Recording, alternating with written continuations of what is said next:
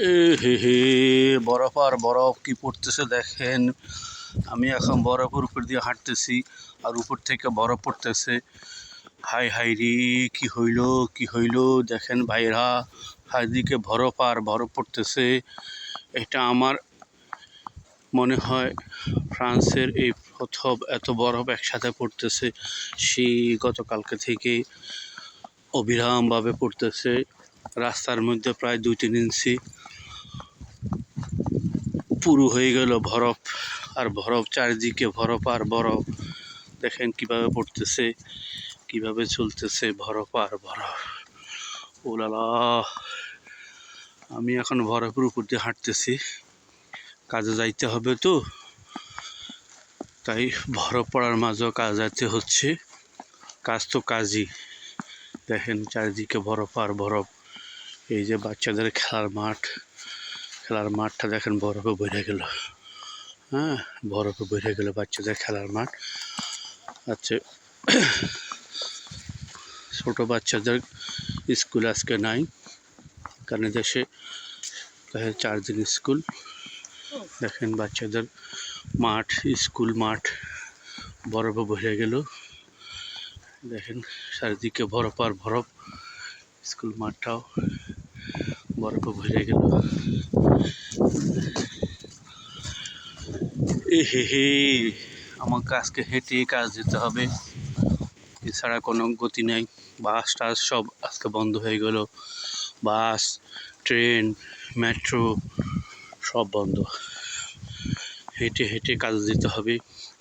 হাঁটা শুরু করলাম, জানি না কতক্ষণ লাগে কাজে যেতে।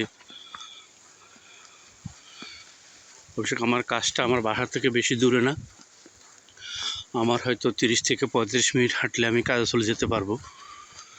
কিন্তু যারা দূরে থাকে, দূর থেকে শহরে এসে কাজ করে, তাদের আজকে হয়তো কাজে আসা হবে না। অনেকেরই, অনেক স্কুল কলেজ আজকে বন্ধ হয়ে যাবে, কারণ যারা দূরে থাকে আসতে না পারে। এদেশে একটা সুবিধা আছে, সবার স্কুল কলেজগুলো কাছাকাছি থাকে। আপনি যেখানে যে এরিয়াতে থাকেন, আপনার স্কুল কলেজ সেই এরিয়াতে নিতে হবে। এটা দেশের সিস্টেম। আপনি ইচ্ছা করলে আপনার মন মতো স্কুলে ভর্তি করাতে পারবেন না, এতে সেটা সরকারের সিস্টেম। প্রতি এরিয়া স্কুল আছে এবং সব স্কুলগুলোর পড়ালেখার সিস্টেম একই রকম, কোথাও কোনো দুই রকম নিয়ম নেই আমাদের মতো। এখানে সবার সমান, একই কারিকুলাম, একই পড়ার ধরন, একই বিষয়, একই সাবজেক্ট, সব কিছু এক। এখানে আমাদের মতো, আমার দেশের মতো নাই।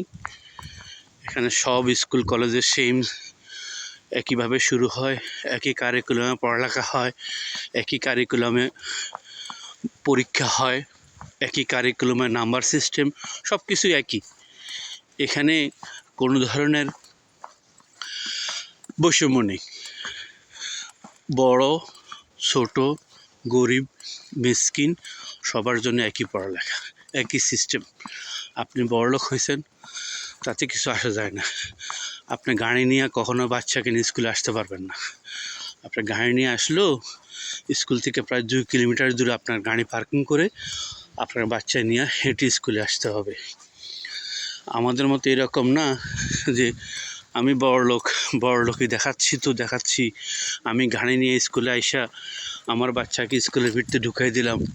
হ্যাঁ, অন্যরা দেখলেও আমি গাড়ি নিয়ে আসি। তাই এদেশেরা অত্যন্ত গুরুত্ব সহকারে দেখে যাতে বাচ্চারা বৈষম্যের শিকার না হয়, যাতে কোনো বাচ্চা নিজকে ছোট না মনে করে।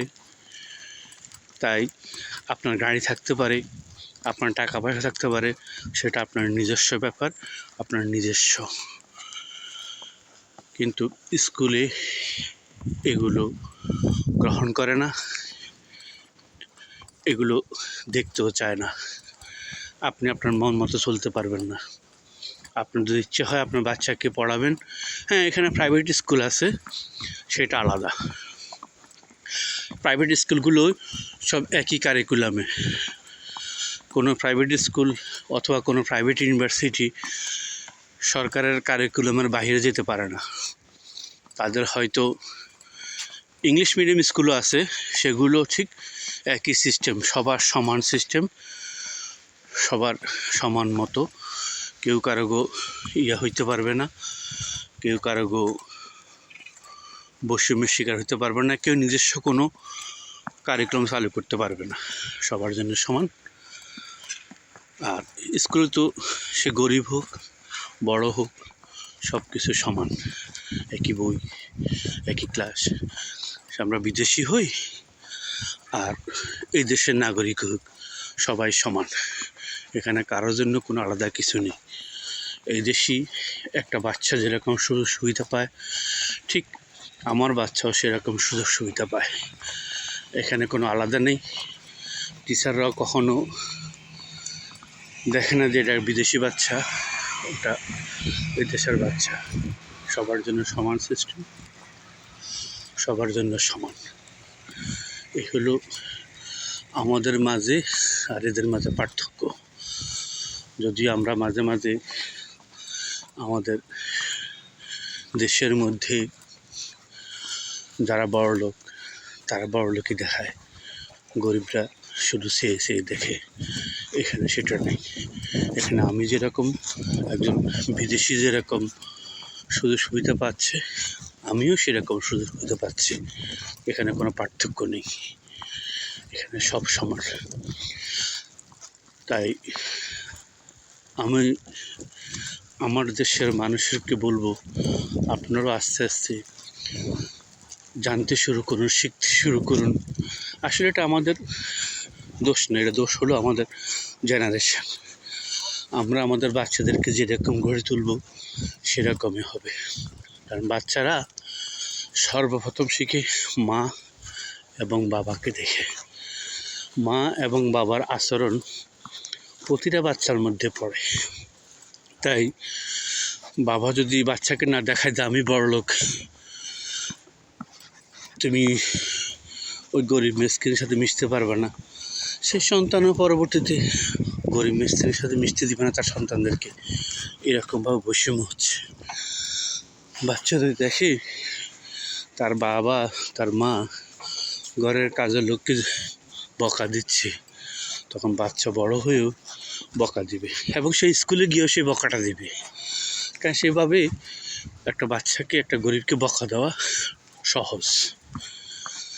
আমরা যখন নিজেরা নিজেদের শিখতে পারবো, এরকম যে দুইটা জেনারেশন যখন এরকম শিক্ষায় শিক্ষিত হবে, তখন দেখবেন আমার দেশেও এদের মতো হয়ে যাবে। এখানে অনেক বড় লোক আছে, এই নয় যে এখানে কোনো বড় লোক নেই, এখানে অনেক গরিব আছে। এখানেও রাস্তায় মানুষ ঘুমায়, আবার এখানেও মানুষ প্রাসাদে থাকে, কিন্তু দিন শেষে সবাই সমান। যে রাস্তায় ঘুমায় তাকে কেউ এসে লাথি মারে না, এই তুমি রাস্তায় ঘুমাচ্ছ কেন। যদি কোনো সমস্যা হয় সরকার তাকে সহযোগিতা করে।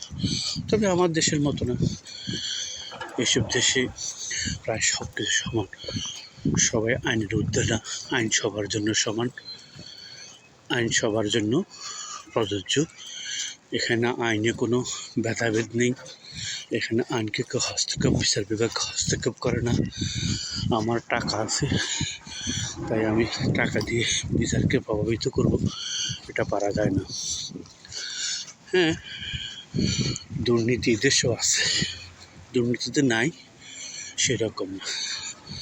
এখানেও ট্যাক্স ফাঁকি দেয়, এখানেও দুর্নীতি করে, তবে আমার দেশের মতো না। এখানে প্রতিটা কাজের জবাবদিহিতা আছে, জবাবদিহির মাধ্যমে দুর্নীতি করে, জবাবদিহির ঊর্ধ্বে কেউ থাকতে পারে না। সব কিছু।